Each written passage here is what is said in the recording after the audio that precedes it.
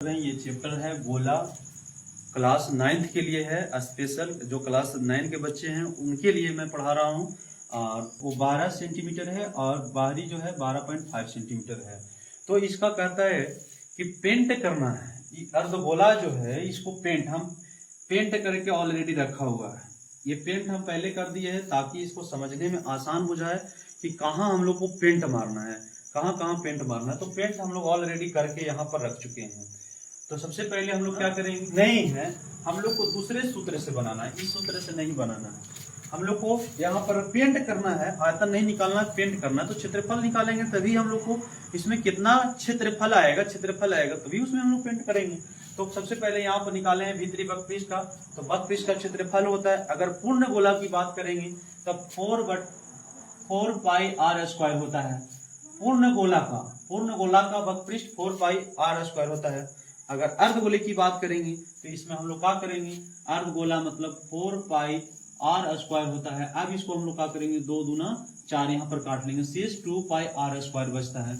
यानी यही हम लोग का सूत्र यहाँ पर बन के आता है, 2 पाई आर स्क्वायर अर्धगोले का क्षेत्रफल बराबर। हम लोग इस पे रखते हैं फटाफट 2 पाई इंटू, तो आर का मान यहाँ से भीतरी निकाल रहे हैं तो भीतरी 12 सेंटीमीटर है, तो 12 सेंटीमीटर हम लोग यहाँ रखें। यहाँ हल किए तो 12 का वर्ग करेंगे तो 144 होता है, 144 आ गया। अब हम लोग पाई में ही इसको छोड़ दिए इसलिए कि ताकि अभी और गुना करना पड़ेगा, इसलिए हम लोग पाई में ही गुना कम करना पड़े, कैलकुलेशन कम करना पड़े, इसके लिए हम लोग पाई को ही छोड़ दिए पाई में। अब शेष हम लोग को यहाँ पर जो हल करके आता है 288, यानी 144 दूनी 288 होता है। पाई सेंटीमीटर, सेंटीमीटर है तो सेंटीमीटर, मीटर तो मीटर, स्क्वायर कर देंगे। अब बाहरी उसी प्रकार से बाहरी निकालते हैं तो 2 पाई आर स्क्वायर, बड़ा वाला आर लिख दिए ताकि समझ में आए।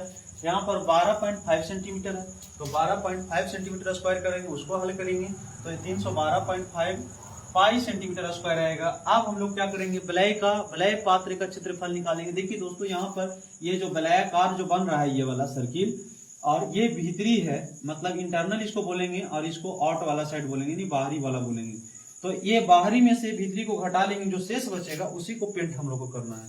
तो बाहरी माइनस भीतरी यहाँ पर हम लोग घटा लिए तो टोटल 12 पाई सेंटीमीटर स्क्वायर आता है। यहाँ पे घटाने के बाद अब हम लोग क्या करेंगे, सबको जोड़ देंगे, भीतरी जोड़ेंगे, बाहरी जोड़ेंगे, और ये निकल के जो आया उसको जोड़ेंगे। मतलब तीनों को जोड़ देना है, और उसमें क्या करना है, 5 पैसे प्रति सेंटीमीटर खर्च है।